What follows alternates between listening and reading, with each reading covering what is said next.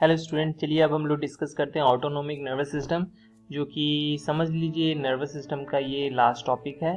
सो autonomic nervous system से आप क्या समझते हैं? ऑटोनोमस मीन्स ऐसा सिस्टम जो कि स्वयं काम करता है। ये ज़्यादातर हम लोगों के जो विसरल ऑर्गन्स हैं उनसे रिलेटेड है।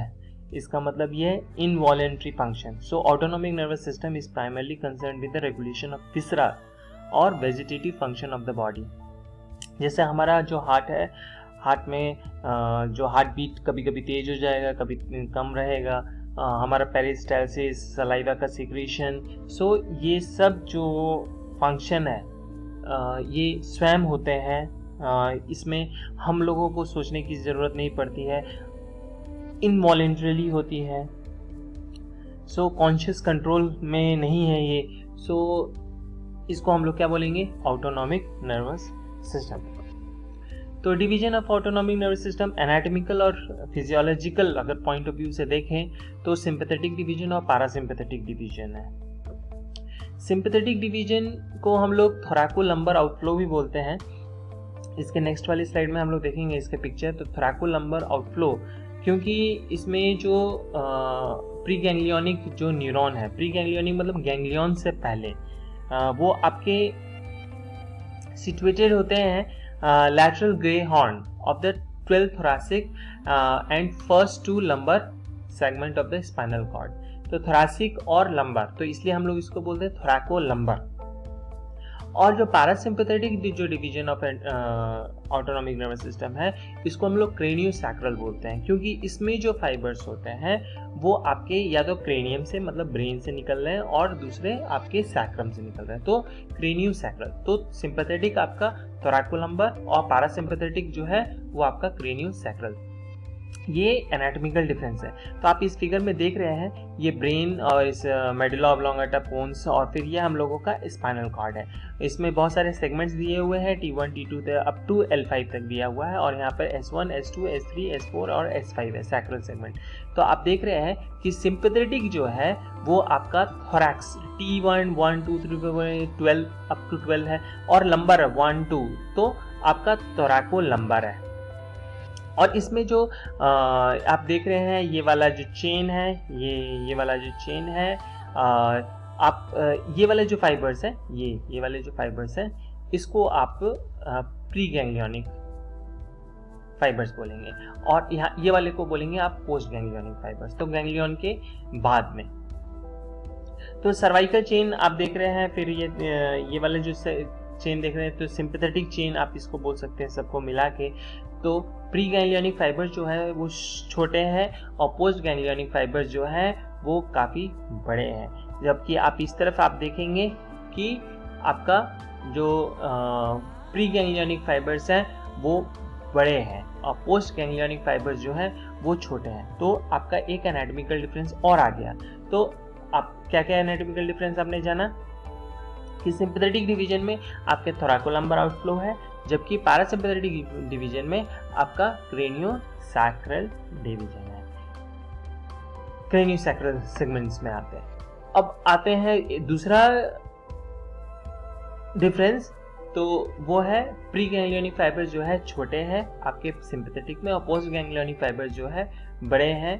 और पैरासिम्पैथेटिक में प्री गैंग्लियोनिक फाइबर्स आपके बड़े होंगे और पोस्ट गैंग्लियोनिक फाइबर्स जो होंगे वो छोटे होंगे। सो ये डिफरेंस है, तो एनाटॉमिकल डिफरेंस में आप ये लिख सकते हैं। फिजियोलॉजिकल डिफरेंस में अगर आ जाए तो आप इसको याद कर सकते हैं कि हम लोग जब टेंशन में होते हैं, स्ट्रेस के समय रहते हैं, तो उस समय क्या क्या चीज़ें होती हैं। समझ लीजिए आपके सामने एक बहुत डरावनी चीज़ हो रही है, या कोई शेर सपोज आ गया है ना, तो आपके बॉडी के अंदर क्या क्या चेंजेस आएंगे, आप उसको क्या चीज़ में लिखिएगा? सिंपैथेटिक डिवीजन, क्योंकि सिंपैथेटिक डिवीजन में हम लोगों को फाइट, फ्लाइट, फ्राइट यही चीज़ याद रखेंगे, और फेन, तो F आप इससे याद रखिएगा। तो जो जो चेंजेस आएंगे आपको यहाँ पे जॉट आउट कर देना है। जैसे आईज, अगर आप ऐसा डरावनी चीज आती है तो प्यूपिल्स जो होते हैं वो डायलेट कर जाते हैं, डायलेट खुल जाते हैं, सो डायलेशन है। Ciliary muscle of course relax हो जाएंगे, सो डायलेशन है। जबकि पैरासिम्पैथेटिक में जस्ट उसका उल्टा होगा, तो यहाँ पे डायलेशन है, तो यहाँ पे क्या होगा? कॉन्स्ट्रिक्शन।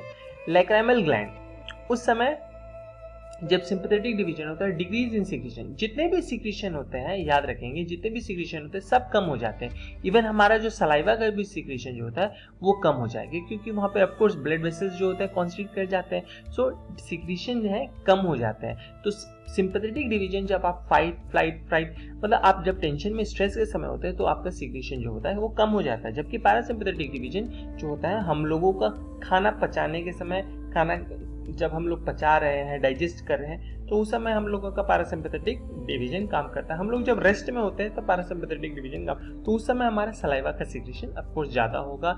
लैक्राइमल सिक्रीशन जो आंसू का भी जो सिक्रीशन होगा वो भी ज्यादा होगा। तो लैक्राइमल सिक्रीशन आपने देखा इंक्रीज हो रहा है, पैरासिम्पैथेटिक डिक्रीज हो रहा है। सलाइवरी सिक्रीशन सेम वैसे ही है कि डिक्रीज हो रहे हैं और पैरासिम्पैथेटिक में आपका इंक्रीज हो रहा है। जीआई ट्रैक्ट जैसे आपको मैंने बताया कि मोटिलिटी जो पेरिस्टाल्टिक जो मूवमेंट है वो सिंपैथेटिक में इनहिबिशन होगा, जबकि यहाँ पर आपका बढ़ेगा, एक्सेलरेशन है। सिक्रीशन ऑफ कोर्स मैंने अभी बताया था कि सारे सिक्रीशंस डिक्रीज हो जाएंगे, लेकिन पैरासिम्पैथेटिक में इंक्रीज, क्योंकि यहाँ पे खाना पचाने का टाइम है, रिलैक्स करने का टाइम है। स्पिंक्टर्स ऑफ कोर्स यहाँ पे कॉन्स्ट्रिक्ट रहेगा, जबकि यहाँ पे रिलैक्स होके जो फूड है उसको एम्प्टी, मतलब वो अब स्टमक से इंटेस्टाइन जाएगा, इंटेस्टाइन से ऑफ कोर्स तो वो मूव करना चाहिए। तो स्मूथ मसल्स यहाँ पे रिलैक्स होंगे, जबकि यहाँ पर कॉन्ट्रैक्ट होंगे। गॉल ब्लैडर सेम यहाँ पे रिलैक्स रहेगा और यहाँ पर कॉन्ट्रैक्ट रहेगा।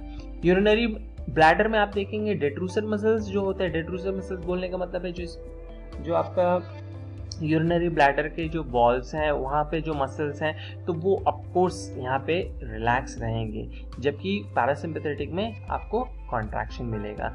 और इंटरनल स्पिंक्टर्स यहाँ पे कॉन्स्ट्रिक्शन रहेगा, इसलिए यूरिन का इस समय रिटेंशन रहता है जब आप स्ट्रेस में होते हो, लेकिन स्ट्रेस जैसे ही गायब होता है ऑफकोर्स रिलैक्सेशन, तो ये इंटरनल स्पिंक्टर्स जो होंगे वो रिलैक्स हो जाएंगे, आपको मालूम चल जाएगा कि हाँ यूरिनेशन में जाने का टाइम हो गया है। अब आते हैं स्वेट ग्लैंड। तो स्वेट ग्लैंड आप देख रहे हैं, मैंने बताया जितने भी सिक्रीशंस हैं वहाँ पे डिक्रीज हो रहा है, लेकिन आपका पसीना जब आप टेंशन में रहते हैं, स्ट्रेस में रहते हैं, तो आपका जो स्वेट का जो सिक्रीशन होता है डेफिनेटली वो तेज रहता है। पैरासिम्पैथेटिक डिवीजन के बारे में अभी तक पता नहीं लगा है। हार्ट रेट और हार्ट फोर्स जो फोर्सेस हैं इंक्रीज होते हैं, कार्डियक आउटपुट बढ़ जाता है, फोर्स ऑफ कॉन्ट्रैक्शन बढ़ जाता है, जबकि पैरासिम्पैथेटिक में ऐसा कुछ जरूरत नहीं है, इसलिए डिक्रीज रहता है। ब्लड वेसल्स जो है वो ज्यादातर आपके कॉन्स्ट्रिक्टेड स्टेट में रहते हैं, लेकिन वैसे जगह जहाँ पे बहुत ज़्यादा ब्लड की ज़रूरत हो, जैसे हार्ट में, स्केलेटल मसल्स में। क्यों स्केलेटल? मैंने बताया कि जब डरावनी चीज़ आप देख रहे हो तो ऑफकोर्स आप भागोगे भी, भागने के लिए आपके मसल्स में एनर्जी होनी चाहिए, ग्लूकोज होना चाहिए, तो ऑफकोर्स ब्लड भी होना चाहिए। तो आपके हार्ट में और आपके स्केलेटल मसल्स में ऑफकोर्स वहाँ पर ब्लड वेसल्स डायलेट होंगे, जबकि पैरासिम्पैथेटिक में पूरी तरह डायलेशन रहेगा। ब्रोंकियोल्स में भी ऑफ कोर्स यहाँ पर डायलेशन रहेगा, कॉन्स्ट्रिक्शंस आपका पैरासिम्पैथेटिक में रहेगा। डायलेशन इसलिए सिम्पैथेटिक में आपको लंबी लंबी सांस लेनी होगी ताकि ऑक्सीजन का रिक्वायरमेंट जो है वो फुलफिल हो सके। तो ये था आपका फिजियोलॉजिकल डिफरेंसेस सिंपैथेटिक और पैरासिम्पैथेटिक। बस इतना याद रखिएगा कि सिंपैथेटिक जो है वो आपका स्ट्रेस के समय ज़्यादा इंपॉर्टेंट है, वो आपको कोप अप करने में हेल्प करता है। लीवर में और भी चेंजेस है, लीवर में जो ग्लाइकोजन है वो ग्लूकोज में चेंज होंगे आपका सिंपैथेटिक डिवीजन में, जबकि पैरासिम्पैथेटिक में ग्लूकोज जो है वो ग्लाइकोजन में कन्वर्ट होगा। अगर एड्रिनल ग्लैंड के बारे में बात करें तो सिंपैथेटिक डिवीजन में एड्रेनलिन सीक्रेट होते हैं। तो ये जितने भी चेंजेस हो रहे हैं वो हार्मोन की वजह से हो रहा है, और वो हार्मोन का नाम ऑफ कोर्स एड्रेनलिन है। और पैरासिम्पैथेटिक में एड्रेनलिन नहीं, तो यहाँ पर एड्रेनलिन कम हो जाएगा, जबकि सिंपैथेटिक में आपका बढ़ जाता है। तो आप एक डिफरेंस यहाँ पर एक और लिख सकते हैं, लीवर के बारे में भी और जो एड्रेनल ग्लैंड है उनके बारे में भी।